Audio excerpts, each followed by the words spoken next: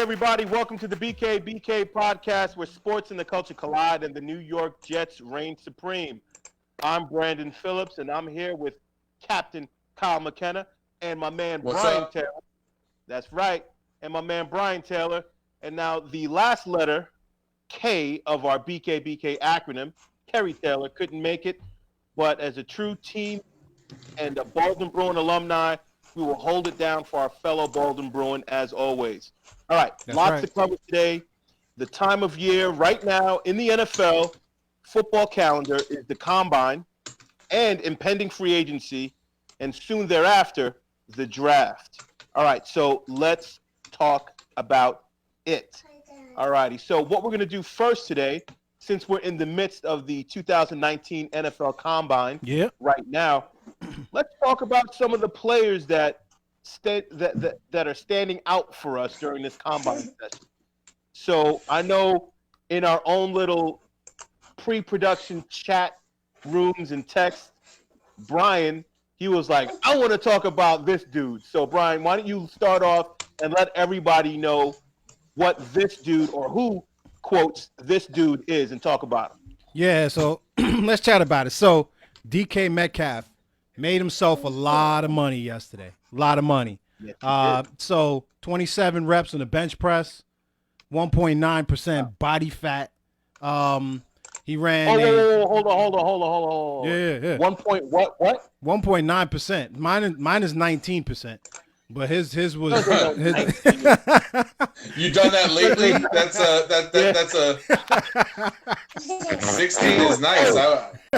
I would love to be around 16. Hey, Kyle, did you notice how he moved the decimal over just one spot? Convenient. I don't know why I'm laughing. I'm not even gonna say. Well, forget it. Let's move on. All right, so Well, I know that like 20% body fat. If you don't have a belly, it's not really that bad. Right. But I've never heard of anybody having 1% body fat. Yeah. And being alive. Yeah. You know what I mean? Like, like they said they had the Terminator. They said they had to remeasure the dude because they 1.9%. Like, what's going on? Do you have a pulse? Like, and then he ran the 40 in a 4.33. Which is, phenomenal as well, being, what is he, like 6'3" and 225 pounds or something like that? I have here 6'3", 228 pounds in the and he ran the 40 in 4.33 seconds. So wow. So my thing is, right, and that all sounds well and good, but he's on the all I don't want him on my team squad. All right. Oh, yeah. He is. I mean, and everything that we just mentioned as far as all of those stats all sound well and good and all those other things. But my problem is, it just didn't reflect as far as the stats on the field. When he was playing, it just didn't. So give me some numbers. All right. We'll give you some numbers. Hold on. I had all this kind of. Go ahead. I have catches for the last 2 years. I think he had 39 in the season before this one and 26 in this one. But just to say, he was injured, I think, at some point this year, so he didn't play all the games. But he was the third leading receiver on Ole Miss. So I am totally in your camp with that, Brian. With a buyer beware, because. Well, first of all, I'll say that I haven't watched all his films, so I don't really know. But productivity is big. Yeah, you can't go off these workout numbers. Why is he only number 3 on that team? Right. They throw the ball a lot. They're not a team that doesn't throw the ball at all. So 26 catches is not impressive. Yeah, and then just to add to that, so he played in 12 games in 17. He had 39 catches for 646 yards, 7 touchdowns. And then last year, he did get hurt, but he still played in 7 contests. And then he had 26 receptions for 569 with 5 touchdowns. So when I look at him, I look at, another player that I actually do, as far as what you saw on the field, what you saw on the combine or at the combine, and that's like an Andy Isabella, right, out of UMass, wide receiver out of UMass, ran the 40 in 4.31, right? Last year had 102 receptions, 1,700 yards, 13 touchdowns, right? So that's what I want to see out of somebody that I'm trying to select, and he's not going to go in the first round necessarily. He's somebody that may be there in late second, third, maybe fourth round type area. So I'd kind of target him if Marquise Brown is not available. But anyway, we can talk about the other people too. He's a slot though. I mean, he's 5'9", 188. Andy Isabella, huge production. I totally, I'm with you on that. And he does have top end speed, but he's more of a Welker, Edelman type. How tall in my is he? opinion. How tall is he? 5'9". 5'9". Yeah, they had him. Yeah, they have him listed 5'9", 5'10", 190, somewhere in that range, which I'm fine with. Listen, we need slot guys. We need outside guys. We need all sorts of guys from that perspective. So but if he's got sure hands and he's got speed like that, somebody third down receiver or whatever, I'll take him. And he went to the same school as Victor Cruz, by the way. Victor Cruz went to UMass and put up good numbers too. So just a tidbit. I got reservations like the name that kind of I thought of when I saw the workout numbers for Metcalf was Corey Coleman, because I went back and looked at his numbers and his measurables are not anywhere near Metcalf's. Metcalf's measurables compare favorably with Julio Jones. I saw that metric today. But not his production. Julio Jones had much better production in college than Metcalf did, and was the best wide receiver on the best team in the country. And that's where it counts, because his production in college reminds me of that second round draft pick that the Jets picked during, I think, Rex Ryan's era, out of Georgia Tech, and I forget his name, but he did Stephen Hill. Yep. He did absolutely nothing for us. Yep. And he was in the wrong offense. Yep. So he wasn't able to really cultivate his skills. He had a pretty good combine. I think he ran like a 4.4 or maybe a high 4.3 in the 40. But it was 4.3. It just never translated into the pro game, and that's what I'm scared of as far as DK Metcalf is concerned. He may be like another Stephen Hill to us, and his hands were borderline suspect. I'd like to see film to see how he plays against press coverage.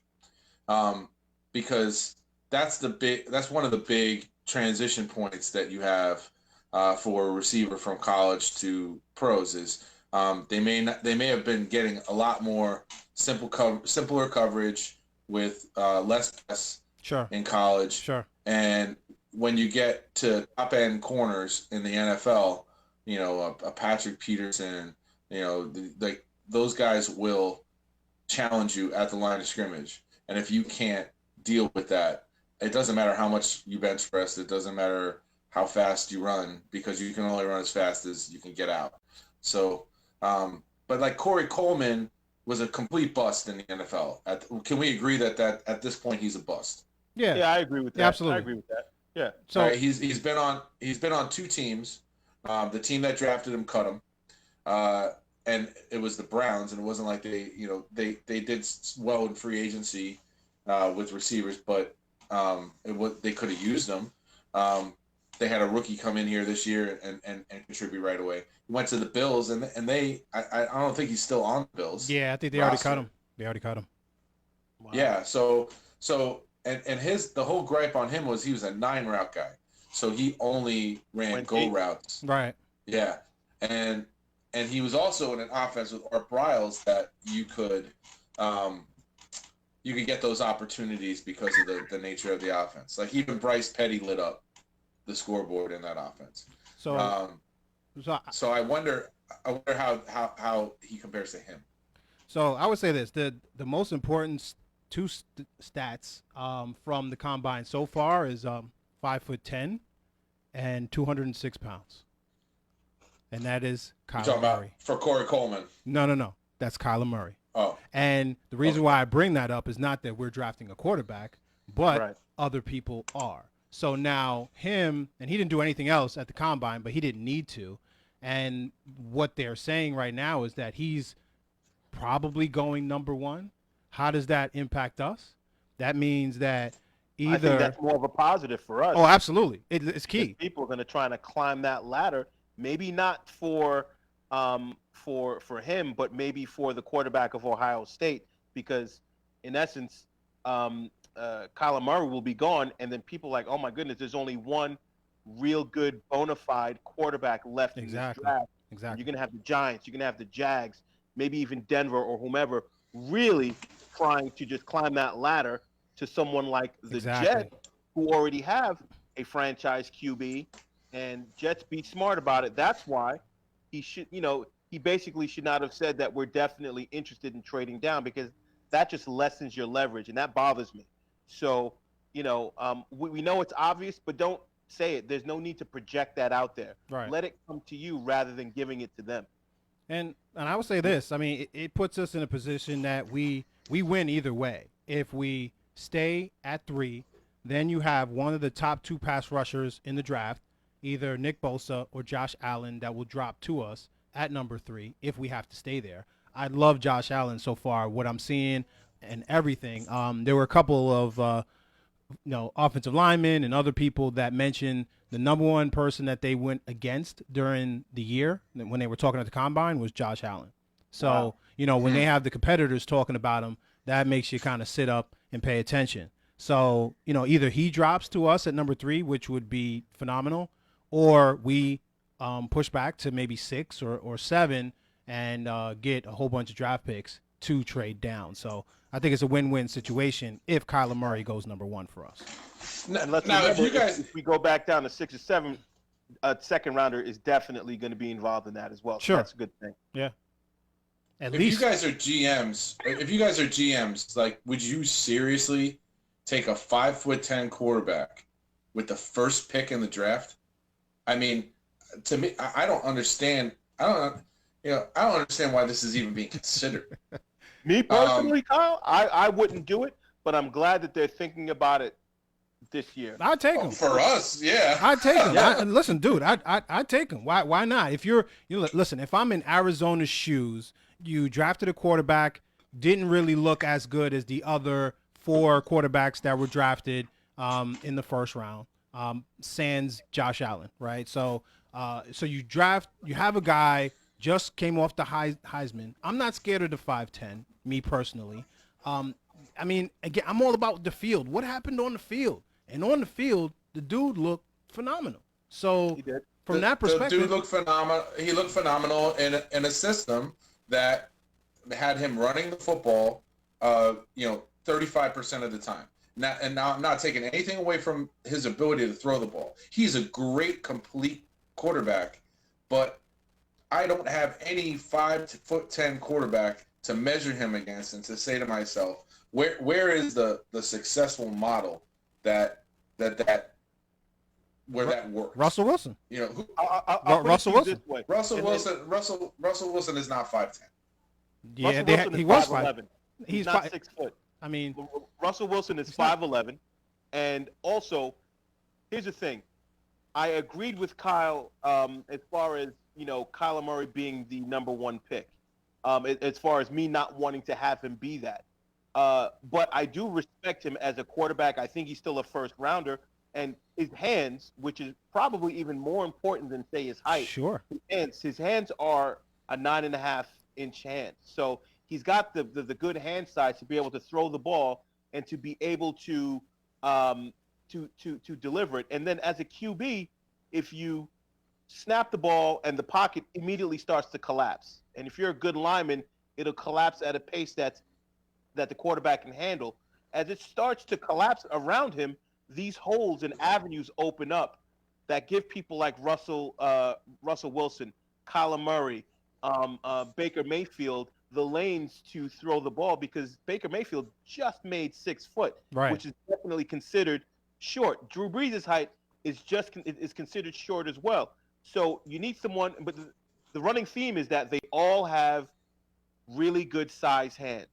And so they're able to grip the ball, to throw the ball, and when they get popped, to potentially not fumble the ball. Correct. So that's more important to me than height. But to continue my agreement with Kyle, I still would not pick Kyler Murray as number one if I were the Cardinals, because I think they would be giving up on Josh Rosen way too early, especially since they just didn't have the tools to put in place to have Josh Rosen succeed in any capacity whatsoever. Yeah, well, Well, let me Go ahead. look at just personal philosophy here. All right. Yeah. So if we're gonna take for granted that Russell Wilson is the top end that Kyler Murray could be, is that what we're saying here? Like, best case scenario Okay. is that Russell Wilson. you could do worse.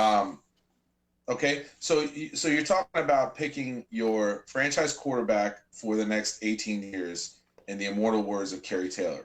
All right, which apparently you did last year But the coach did not. when you But the coach did not. you drafted Josh.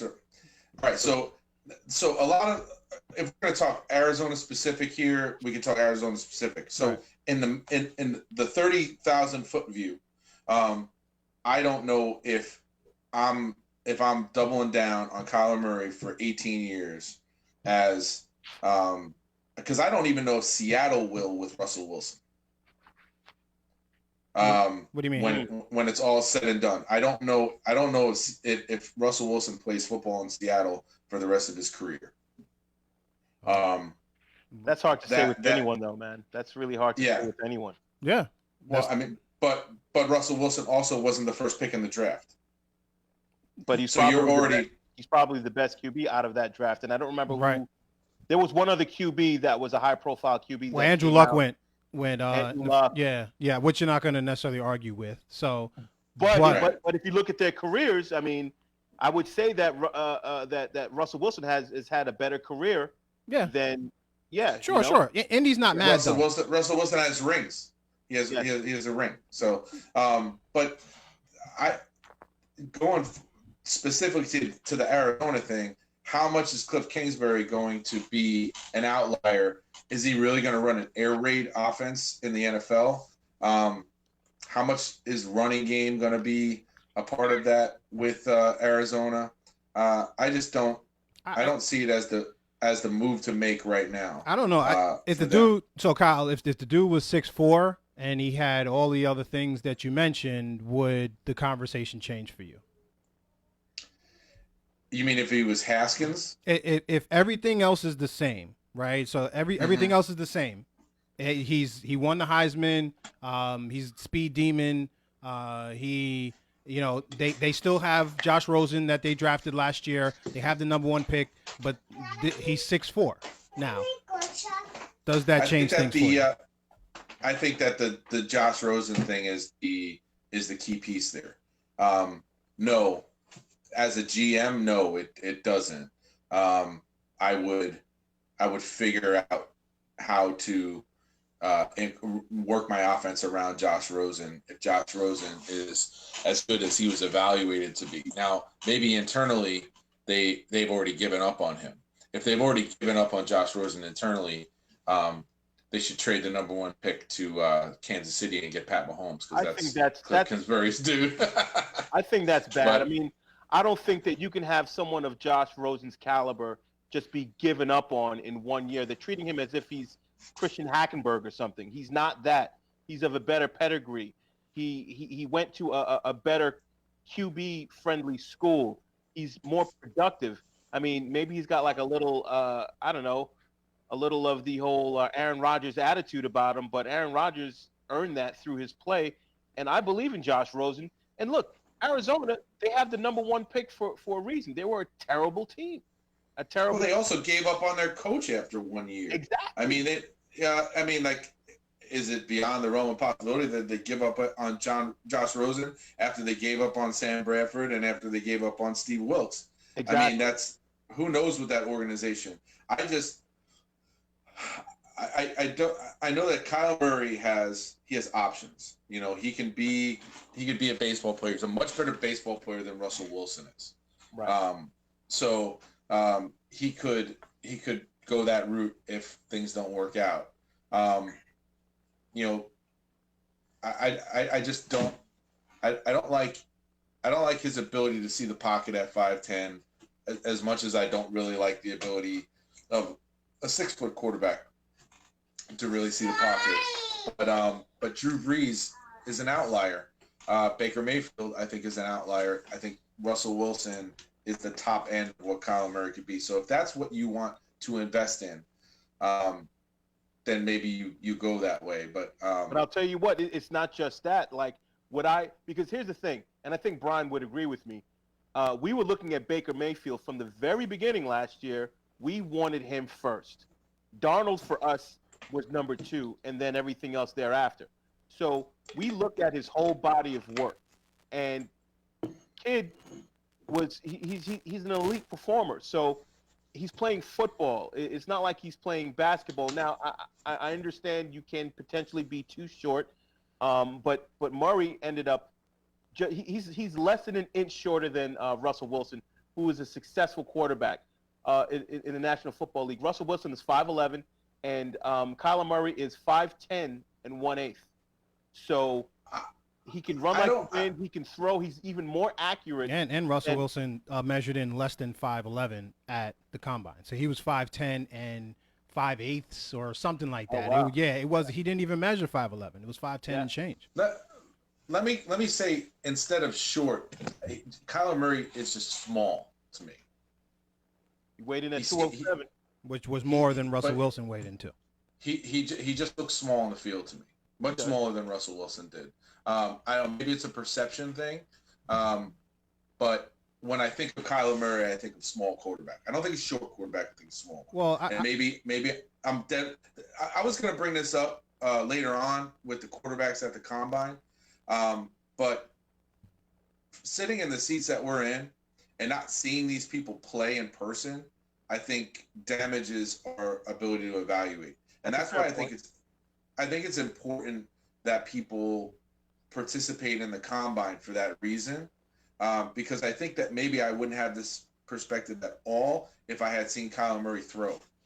And I think at the same time as Locke and all those guys. Yeah, so I think, and we don't have to spend too much more time on this guy, but I think the one knock that you can say on him versus Russell Wilson, and this came up on one of the talk shows that I listened to, was that he's a 1-year starter. So if you're looking at how many reps that Russell Wilson had coming out, he started for 2 or 3 years, coming out of Wisconsin or North Carolina State, I think, between the two colleges that he played for. So he had a lot of reps coming out of college, and Kyler Murray doesn't as much. But a couple of different people that popped for the draft for me: Quentin Williams running a 4.83 40-yard dash. That big dude in the middle there. Yeah, man, which was awesome. Then Montez Sweat, Mississippi State, 6'6", 245, running a 4.41 in the 40 as well. So those two popped if we kind of move back to 6. And another player that I didn't get a chance to talk about who popped to me, and we're going to go back to the wide receiver thing, and hopefully this will sell you guys on me having my own Brandon was right act. Love it. Is the N'Keal Harry. So basically, there were people who were worried that N'Keal Harry, they loved his hands, they loved his production, but they were worried about his 40 speed, and they were. I'm part of the people. Okay, understood. And they said that they thought that he was going to run like a very high 4.6 or 4.7. He's 6'2" and 3/8. He weighs 228 pounds. He benched as many reps in the 40 as DK Metcalf, 27, and he ran a 4.53 in the 40. So I know plenty of wide receivers in the National Football League that are productive running that same type of 40 time. Plus, this guy is a great end zone threat and hands, and he was the best wide receiver on the Arizona State team rather than DK Metcalf being the third best on that team. So this kid produces, and he is a good runner. He's a really good route runner, too, and he's strong, and he's fairly fast. I like this kid. He takes over games, too. Like, you ISO him on somebody, and he dominates. He's like, you could do one-on-one stuff with him. This is what I want. and he has been pressed. I've seen him pressed, and he works well against the press. I think the only knock as far as how he performed at the combine was either the 3-cone drill or the shuttle, whatever it was. Like the short area quickness was a concern as far as him, like either the second worst or the third worst in that category. He doesn't have results. He doesn't have results for the 3-cone or the 20-yard shuttle or the 60-yard shuttle. Fine, interesting. because you know what that shuttle drill illustrates for me more? The production or potential production of a slot receiver. Okay, he's not a slot. You know, he's a flanker. He's a split end. He's not necessarily a slot, and that's fine with me. He'll produce in other ways. Brandon, that's so funny that you bring that up because I read an article about the Patriots' analytics of slot receivers or potential slot receivers. Like now we're talking about quarterbacks that could convert to a slot receiver. And it's all they all want to know what's your 3-cone. Exactly. Yeah. What's your 3-cone time, and does it match up with the models that they have, the Amendolas, the Edelmans, the Wes Welkers, right? And that's check it out. That's right how here. they check it out. You see that right there? Look at that. You got to use your head, baby. I didn't even know about there. It's a big head, big brain. It's huge. Well, I got like almost a size 8 helmet. Actually, that was Lloyd. Look, I think Lloyd Holst had like a size 8 helmet. I was like a 7 5/8. Oh boy. I think Carrillo had an 8.5. Gee whiz. Oh, Carrillo had a big helmet. Yeah, they had to get that They had to get that Stephen Campbell. They had to get the equipment sent from the Jets and Hofstra. Stephen Campbell. Wow. Rest in peace, Stephen Campbell. No way, really? Yeah, I like N'Keal Harry. Like we've had this discussion on the group chat a lot. I like N'Keal Harry better than Marquise Brown. I think Marquise Brown is a little too skinny and fragile for me as an outside receiver. Yeah. He is fast though. And listen, guys, before we go on to the next segment, because it's just about time for that, I just want to just say one more thing. I do have a little bit of a concern. My favorite O-lineman, and you know that the Jets are in dire need of good O-linemen in this draft, it's Jonah Williams. I still think he's good. He measured in at 6'4.5", 302 pounds. As a tackle, that's a little light, but DeBrickashaw measured at around the same thing, and he turned out to be like a 10, 11-year veteran for us and a Pro Bowler for us. He ran a 5.1 in the 40. But you know what? He only benched 23 reps. And as a tackle, well, now here's the thing. He actually benched 26, but he didn't lock out 3 of them. So they took 3 away from him, and the number he landed on was 23. But still, as an O-lineman, honestly, you got to hit 28 to 30 for me. And plus, he's got short arms. The standard is 34 inches. He was at like a 33.58, so just a touch short. But his arms are shorter for a tackle. So the thing is, it's weight. So he can get bigger and stronger in the NFL. But I'm thinking maybe if we get him, we put him at a guard position. So, but we'll see. No, all right. So let's say you trade back, and then so 1-word answer, right? So we trade back. We're at number 6. Are you drafting? And again, 1-word answer. Are you drafting O-line? Are you drafting edge? Or are you drafting wide receiver? At this point, I'm going to say edge because there's more value there. If I drop back to number 6, so my 1-word answer, which became 20 words, is edge. All right, so I'm going to rephrase that question for folks that want to listen and follow instructions. So Kyle, 1-word answer. O-line. So we move back to 6. Pick up, jerk, 15. There's a thing called context. I needed to give it context, big jerk. No context. See, 1-word answer turns into 75. All right, so 1-word answer. We move back to 6. Is it O-line? Is it edge or wide receiver for you? Can I ask a clarifying question about the move back to 6? You was can. 12 words already. You can. Can do we get 2 second-round picks for moving back to 6? We get 3, so we get back everything that was stolen from us from Indy. third one won't be until next year though. So let's just consider it for this year. It'll be 2. O-line. All right, there you go. Back over to you, B. All right. Me personally, I'm See, going edge. Look, I'm going edge. look how well I follow directions. Yes. Kyle, you came off a little question soliloquy over there before you even answered the question. So You know, I needed context, right? That's context. what I said, baby. Hey, listen. Context clues. Hey, look right here. Check it out. Common Right core. back to me. Look at this. One more time. I'm gonna give it to you again. Hey, you got to be smart over here, right? There we go. Yes, let's move on, baby. All right, so guys, we just discussed combines and numbers and all that. So now this is going to lead its way into free agency. So is the free agency picture getting any clearer for the Jets, considering what we know now of how people performed and who we should target in the draft?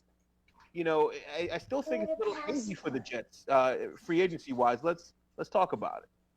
I have some thoughts on this as far as the salary cap and what could potentially happen here. And I know guys have really strong feelings about the Pittsburgh Steelers available guys, but I have strong feelings about it. But there is a potential here that we could have a starting offense of Antonio Brown, Le'Veon Bell, Robbie Anderson as a number 2 receiver, a draftable quantity at another one of the receivers, a young good receiver, and Chris Herndon as our skill players on offense, which is like kind of like a fantasy scenario. But we have the money, and I think we have the assets if we move back to 6 to do something like that. And maybe that wide receiver's in the second round, because I think that Metcalf having this combine, people are going to go a little crazy about that. And he's going to be picked earlier than usual, which might make some other guys drop to second round, 30 through 35, range like that end first, top second, which I believe really has the same value this day and age. But there is a real potential. We could, if we got moved back and got another 2 second round picks, we could package that for an Antonio Brown trade. Do you do that though? Is my question for you, Kyle? No. That's there's your one word answer right there. No. Thank you, Kyle. I appreciate that answer. Yeah, exactly. Because you know what? You know what it is? Because this Kyle's answer is no too. Yeah, and that's Phoebe's answer too. Yeah. Phoebe, I'm with you, Phoebe. I'm with you, Phoebe. It's a no as well for me. As tantalizing as that seems and feels, and oh my God, I would love to have that be the case. I don't want him and his bronze mustache on my team right now. It looks sour. It looks like caterpillar legs. I can't do it. Well, he was also on The Masked Singer, so he could come in and do some karaoke and then reveal himself as the new free agent or trade acquisition. No, that was like the big bunny mask. That was like Halloween night karaoke. That's kind of what it looked like. I don't know if the public knows this, but did you know that our co-host Terry loves karaoke? Weird, right? Yeah, very weird. Oh, you're gonna throw that? You're gonna throw that out there while he's not here? Of course. You're gonna. Hollywood Carrie Taylor loves karaoke. Funny. Now, what is his go-to song? You'll never find bloom bloom bloom bloom bloom.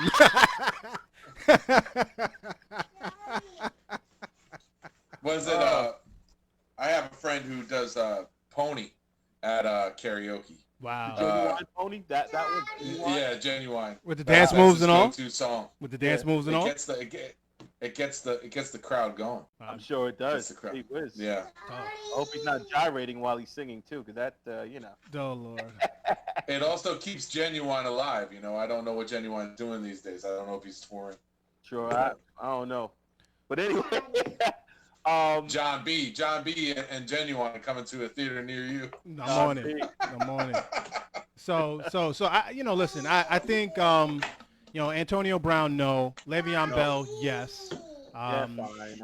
You know, the D linemen are all going to get franchised, the ones that I would want. What about D Ford, man? They're talking about franchising him and then trying to trade the dude.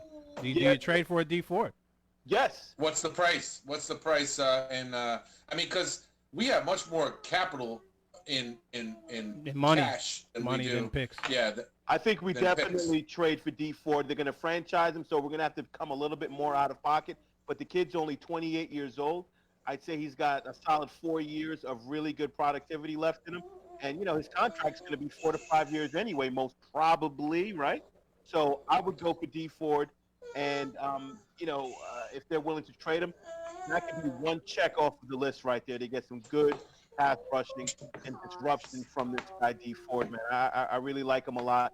And I also think that we should try to get Matt Paradis, who is the best center in free agency, and get him going. I want a veteran in there, if possible, who is really good to set the tone of the O-line and then build around him as far as the other O-linemen are concerned that I'm hoping that we can get in the draft. A little young, a little old. You broke up a little bit there. I thought you said Keith Parroting. Oh, that funny. you're gonna sign Keith Parroting as a free agent, and he wasn't even the best player on Freeport. Wow. Yeah. Oh, I don't know. No, I know Keith Parroting. We all might be friends now on Facebook. I'm only kidding. Not me. We did go to your house. We did go to your house in full force, but it was cool. Nothing. Yeah, happened. and we totally didn't egg your house either. We didn't do that. Funny. Nah, we just full force, just parading. Yeah. That's all. No parading. Yeah. Yeah. So I like the Matt Paradis that you had there. D4. I mean, listen, if we move back to 6 and we have a couple of second round picks, instead of using one of those on AB, I would definitely use one of those on D Ford. So I would definitely go for that and draft to it too. Yeah. I would still draft to it too, so we can have monsters coming off of both edges. Be crazy. Now I have a question for you guys. So I think Kyle broke it down as far as potentially having Antonio Brown and having Robbie Anderson, but this is a one-word answer. How about that? This is a one-word answer. It's like a game show now. Exactly, That's right. It is. Who do you consider the Jets' number 2 receiver, Robbie Anderson or Quincy Enunwa? A healthy Quincy Enunwa. We had a long conversation about this on the group chat, and I still see a healthy Quincy Enunwa as a potential 1A. And I think that the Jets do too. I think that the Jets do too. Even and they have them cheap right now. They have them real cheap. Yeah. And they got Robbie Anderson real cheap. Mm-hmm. Arguably, you're talking about the 2 best receivers on our team in a 3-year span when on the field. And then you throw in a Chris Herndon, who could potentially be the best receiver on our team. When it's all said and done, as from the spot that he plays, I think that he's a 1A. So that was the best one-word answer of all time. I love it. So I was distracted by my co-partner here. your co-host over there. So for me, it's Robbie Anderson. It's Robbie Anderson. Okay. And now that I answered the question, putting a little backstory into it as to why I believe that. If he doesn't have the off-the-field baggage, I think he already has a long-term contract with us, like Enunwa currently has. I think the production has been more over the last couple of years, or definitely has been over the last couple of years. It's been Robbie Anderson. It has not been Enunwa. He hasn't been on the field from that perspective. So I think, and if you put either one of those on a different team, like yes, it's hard to really. All right, so I'm trying to like the Patriots. All right, so if you put both of them on the Patriots, who's a better? Who's the number 2 on that team? I think it's Robbie Anderson is going to get more balls, I think. But then again, it also is how the team is structured too. Exactly. As well. So because New England, they base their productivity off of their inside guys, their tight end and their slot, and then somebody like a Chris Hogan, who would be like the Robbie Anderson on that team, or even the Josh Gordon. he didn't get as many looks as Edelman and as the tight end. And the tight end had an off year this year, Gronkowski.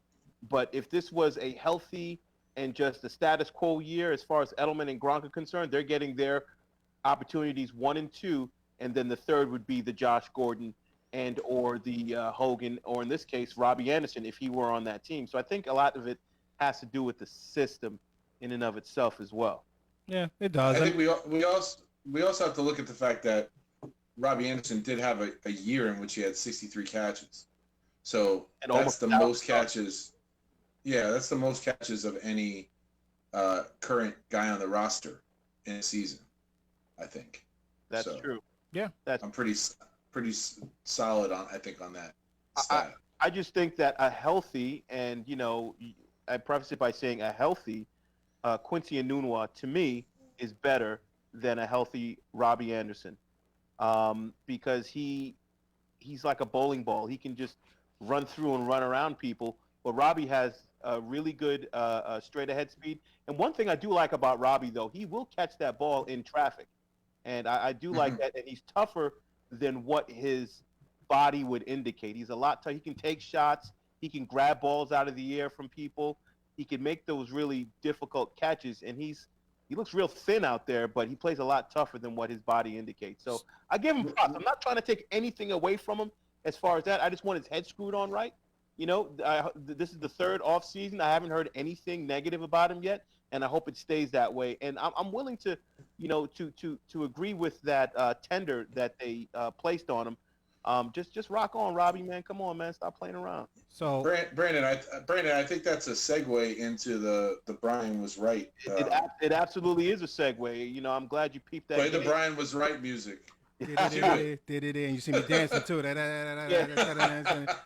right, so I would say this. I mean, first of all, what was Brian right about? Brian was right about, and I'm gonna find one day, pour through all of the footage that we had when we were sitting here talking about Robbie Anderson, and do you tender him, and at what level do you tender him? Right, being a restricted free agent, and I was like second rounder, and oh no, I'm not doing second rounder, I'm not wasting the money on this guy. Nah. And it was funny is that Kerry, the guy that sits over here normally, right, was the main guy that was like, no, I don't want him, blah, blah, blah, he can walk, yada, yada, yada. And then it was like when he got tender the second round, he was like, yeah, I agree with that.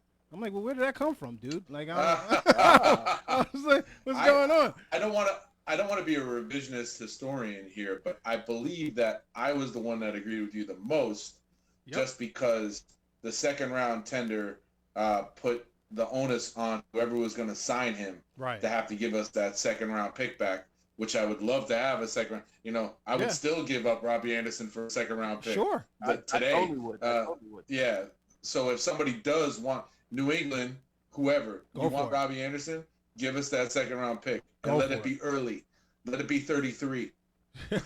Well, that wouldn't be New England's pick, but well, yeah, whoever it is.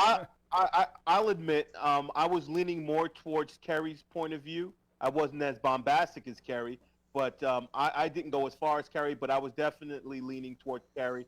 And like I said, when I prefaced it before we segued into this Brian was right segment, I prefaced it by saying he needs to keep his head screwed on right. Sure. And that's the big turnoff for me because, he can be a detriment to the team if he doesn't control himself. And we are too fragile right now to allow any of this, outside of football activity be a detriment to our team. We're trying to rebuild here. And that basically, it wasn't coming from a production standpoint. It's coming from, I'm scared. I'm a little nervous. I hope your head is screwed on. Are you a higher character guy or a lower character guy? And we always seem to have some locker room issues, and I don't want any part of it anymore. And that, to me, is the main reason why I do not even want to consider having Antonio Brown on my squad. Yeah, and I say, listen, I think in the locker room, Robbie Anderson is a good egg, right? In the locker room, I didn't hear anything about that. It's when he goes to Miami, so he needs to stay out of that state altogether. Yeah, we brought Miami to him. Yeah, he don't have to go to Miami anymore. We brought it up. Yeah. Joe Witt and Adam Gase. Oh yeah, I was just thinking about that. That's true. Lord. Oh, and Lord. then Go to Miami subs. Get a sub. you know, Or like if he really wants to be in Miami, tell him that to go Cuban hang out restaurant at in Nautical Roosevelt Mall. Field. Or go to the Freeport Nautical Mall and hang out down there, right? Yeah, Point Lookout.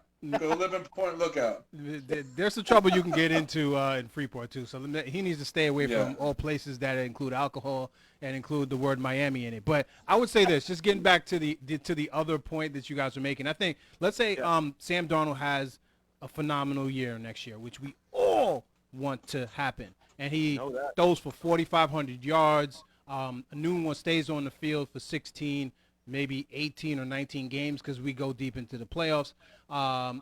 Robbie Anderson has the most yards on the team, and Anunua has the most catches on the team. Would that be fair? If everything works out according to plan? I think that you're not factoring in the fact that we might have a dynamic receiver on our team that isn't either one of those guys next year. And I'm not saying it's Antonio Brown, but I think that if McCagnon is going to keep his job, there is going to need to be a guy that's not Curse, that's not definitely Terrell Pryor, no, somebody who is a dude that's going to come in and maybe be the number one. Do you trade for Mike Evans? Do you trade for Mike Evans? What are we trading? Second rounder that we get for moving back to 6. Yes. Yeah. Can we get Ryan Fitzpatrick as a backup in that too? I'm just kidding. Yeah. Everybody paused for a second too and thought about it. Like, No. Nah. I don't know if I'd have to think about the Mike Evans thing. I'd have to think about that. Doesn't he have some injury stuff?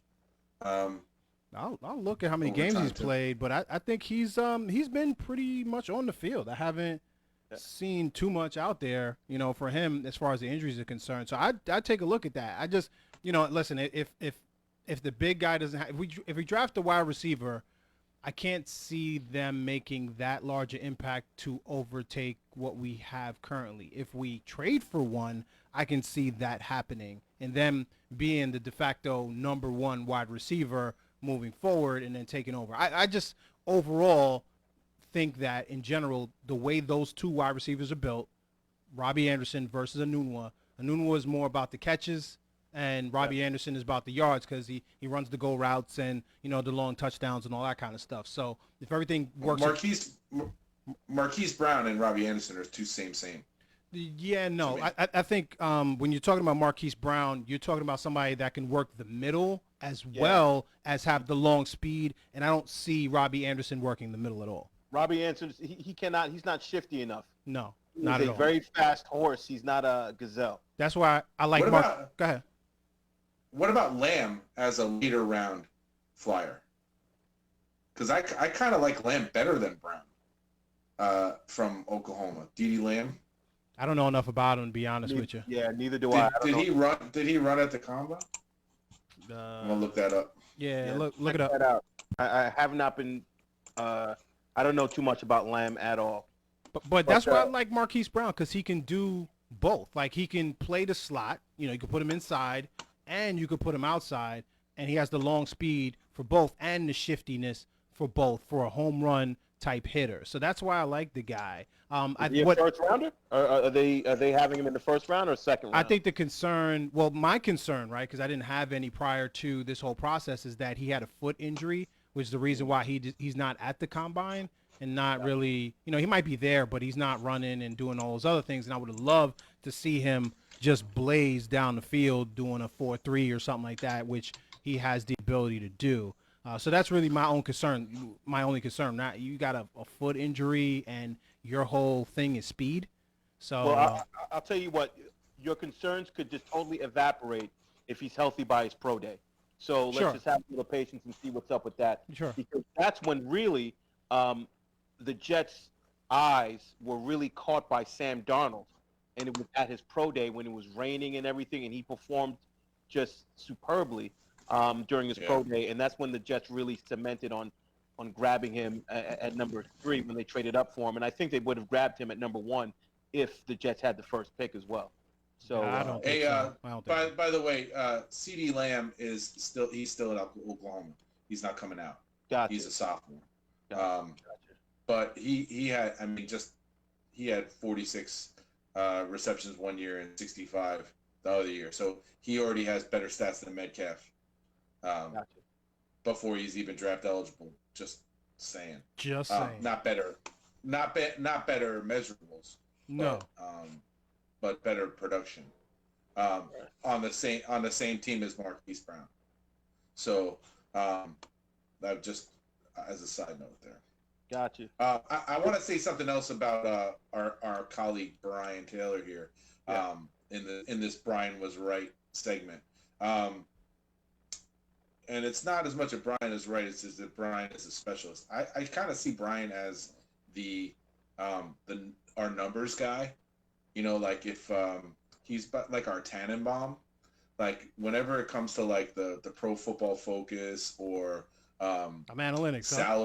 salary stuff, he is our go-to guy on this podcast for that stuff. Where I may be more like the talent evaluation. You're the Mel Kiper guy.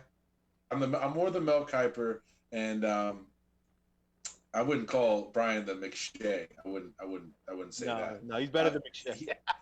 I'm better looking than McShay. He's more better looking.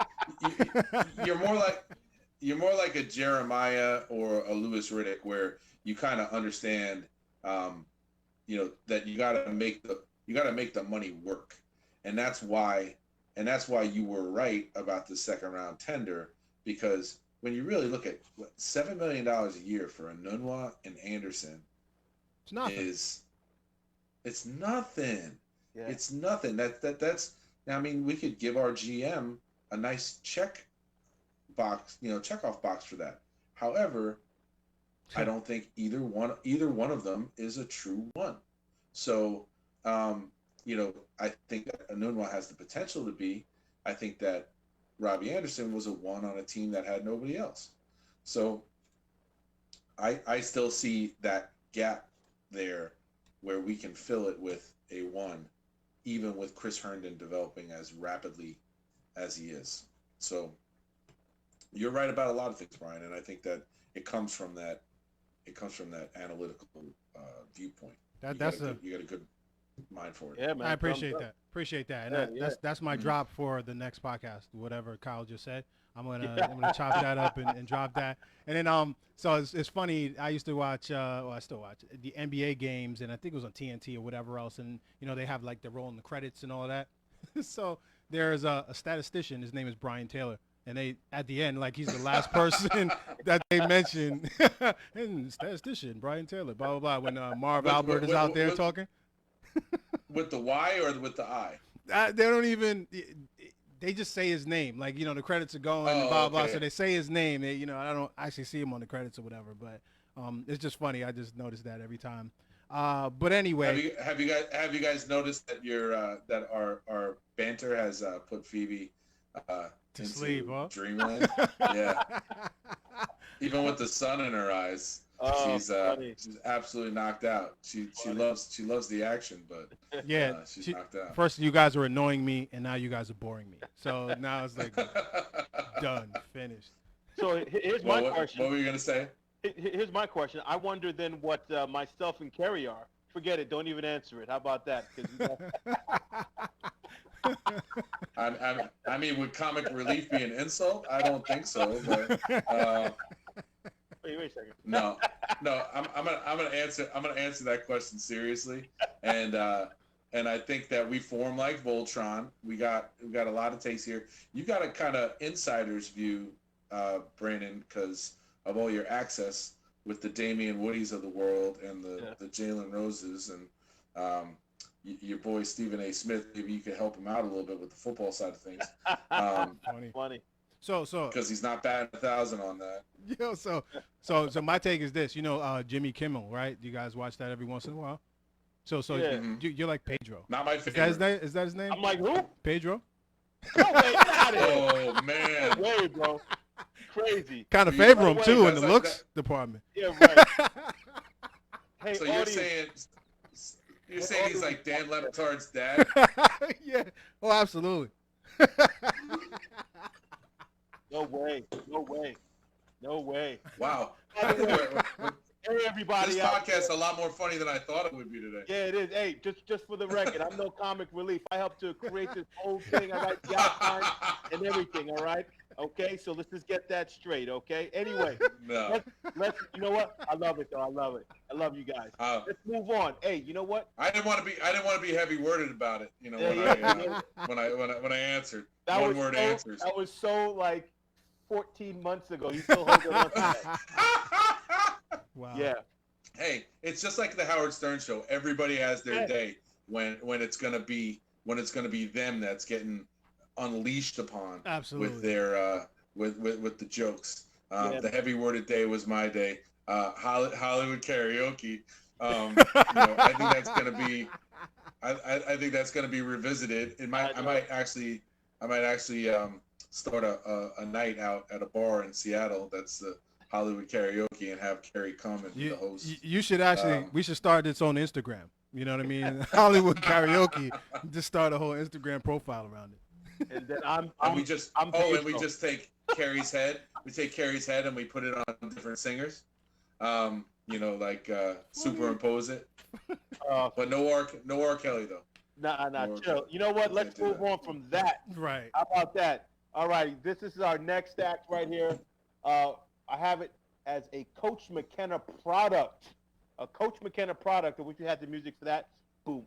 Ba-bat. Boom. Boom. Ba-bat. Bat. A Coach McKenna product. And the product that we're going to talk about today is his former player, Lawrence Menya, who played his football at Fordham University. Am I right, Kyle? Yes. All right. Let's talk about it. Talk to me about this product, this player that you have that's probably going to get drafted this year. So, I'm going to go back a little bit with, his development as a football player. Now, like many of the Brooklyn Tech football players, he didn't play any football until 9th grade. So, and that was like this. He came into the weight room the second half of his 9th grade year. So he really only played 3 years of high school football before going to college. And he was a defensive player at Fordham, but he was the leading receiver in New York City his senior year in high school. I think he had 44 catches his senior year in high school, which is a pretty big deal considering that statistically you don't really have the amount of time in a game that even in Washington, the clock is a much better, more managed thing here. So the games are a little longer, so you run more plays and everything like that. But he was able to catch 44 balls in high school and play defense. So his recruitment was a borderline like Division 1A FBS, and then Fordham offered him early, and he committed there. But one of the defensive coordinators for an FBS team told me that he compared favorably to James Ahedebo. And that was one of the reasons why they were thinking of offering him. So he has a lot of James Ahedebo type qualities. Yeah. Maybe I don't think he does the shovel thing that James Ahedebo used to do on special teams. I actually really liked him when he was on the Jets. But he went to UMass. He went to UMass Ahedebo. So great kid, African kid. He is from the Bronx, went to college in the Bronx, so he kind of stayed home for that, and played in a few different defenses at Fordham. So he played safety at Fordham. He played outside linebacker at Fordham, and I think he's been a 3-year starter. So he played on those really good Fordham teams with Joe Moorhead, who is the head coach at Mississippi State now, and kind of developed Saquon Barkley and Trace McSorley at Penn State. He was the guy that recruited him, and kind of saw that in him. So he played with Chase Edmonds, who's on the Cardinals now. Yep.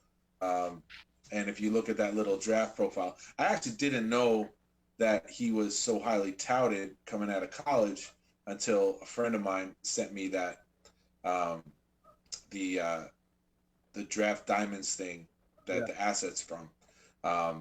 And I looked it up yesterday. I think he's the 78th rated safety in the draft, which is, I mean, I would not be surprised if he becomes a Jet or a Giant, because those guys are usually not drafted and are usually brought in for workouts in local areas and become training camp guys. Right.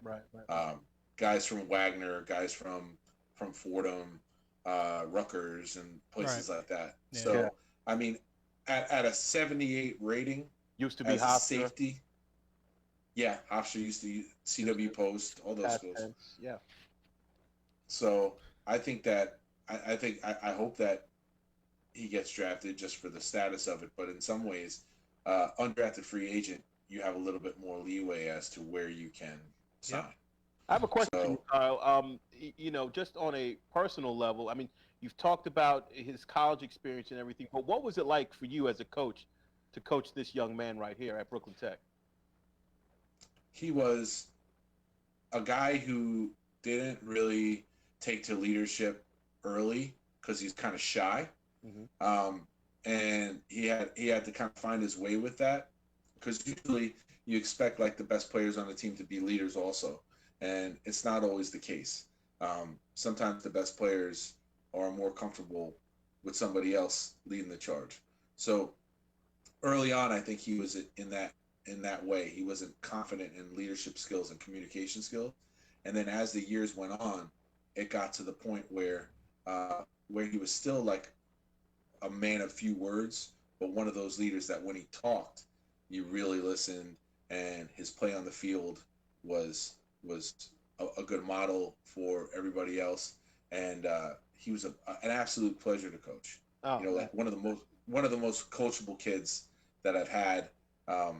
A real yes sir, no sir guy, but could open up to you if you had like a heart-to-heart conversation with him and stuff like that. So I've had a couple guys that have been NFL quality guys. Jeremiah Brown, who played for the Jaguars, was one of my players at Grand Street that you could kind of tell that they had that little extra something leading up to it. But Lawrence is the first guy at Brooklyn Tech who had that next level thing. Now, James Gales, I don't know if I've talked about him on this podcast before. He's an Ivy League guy who is now playing in Germany, and I wouldn't be surprised if he gets a shot too.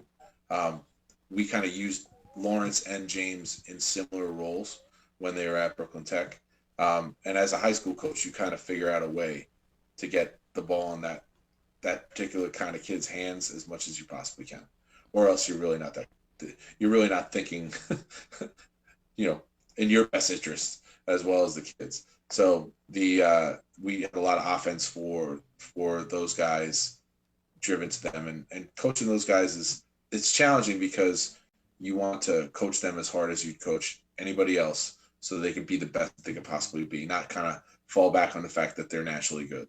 You got to really coach them up. Yeah, that's awesome, man. Awesome. That's very cool. And just listening to you kind of talk about that, I just thought about how cool it is to kind of build a legacy like that, to be able to coach some of these kids who end up in the league or trying to get into the league and all those other things, and watching them progress through college and hopefully into the pros. So good luck to that young man as he goes on his dreams and stuff like that, and you had a impact on that, which is awesome. And think about how, and it's fantastic, Kyle. It's a great story. And think about how our coaches impacted us, and we're not in the league, and we're still talking about them right now. We're still talking about the Baldwin Bruins, which we just went to, myself and Brian and Kerry and a number of others. We just went this past September to the Baldwin alumni game, where we were honored and where we were able to interact with the coaches and just have moments of nostalgia and just talk to them about just that experience and how much it meant to us, you know, and Yeah. I think it's just an effect that has followed us through our entire lives. And honestly, we probably wouldn't even have this show if it weren't for the positive experience and influence that we had growing up being Baldwin Bruins and just being there for one another and having our coaches coach us the way that they did, no matter how your career ended up. You know what I'm saying? But you knew that you were in a good place being a Baldwin Bruin. And I think that that's a great thing. And I have no doubt that you established that precedent over there at Brooklyn Tech. And that's why you talk so positively about some of these kids, because I'm sure that they feel the same way as well. So that's a great thing. And before we go, guys, I just want to put out there, speaking of the Baldwin Bruins, right? Baldwin High School, they deserve a round of applause, okay? Because their Lady Bruins, their basketball team, Lady Bruins. the Lady Bruins That's right. today, and I believe reigning champs for the state of definitely for Long Island and for Nassau County, but Dynasty. yeah, that's right. Today, they just beat I'm reading this now. The Lady Bruins just beat the Syosset basketball team at a score of 58-53 to win the Nassau County Championships. So big thumbs up to the Lady Bruins and Baldwin Bruins sports. That's right. In general. And let's be ready for March 9th. We're going to play against Longwood on Saturday, March 9th, to play for the Long Island Championship. So here we go, Bruins. Let's go. Let's do it again. That's right. Good luck, Lady Bruins. Yeah, Good luck. Here we go, Lady Bruins. We love you guys. And you know what? That's it for our show as well. So thanks for watching another episode of the BKBK podcast. We want to be able to keep bringing you the latest news and viewpoints of where sports and the culture collide and the New York Jets reign supreme. So keep watching. You can find us on Facebook on our BKBK podcast fan page, Twitter on BKBK podcast, IG at BKBK podcast, as well as on YouTube. Just type in the BKBK podcast, hit the like and subscribe button to show the love. That's right. And if you can't watch it, you can just listen to us on iTunes. Go to bkbkpodcast.podomatic.com. All right, guys, that's it. Let's go Jets. Let's go Baldwin Bruins. And let's go Team BKBK. Woo! Sound them off with that music, B. Join us next time when Carrie does karaoke. And his song is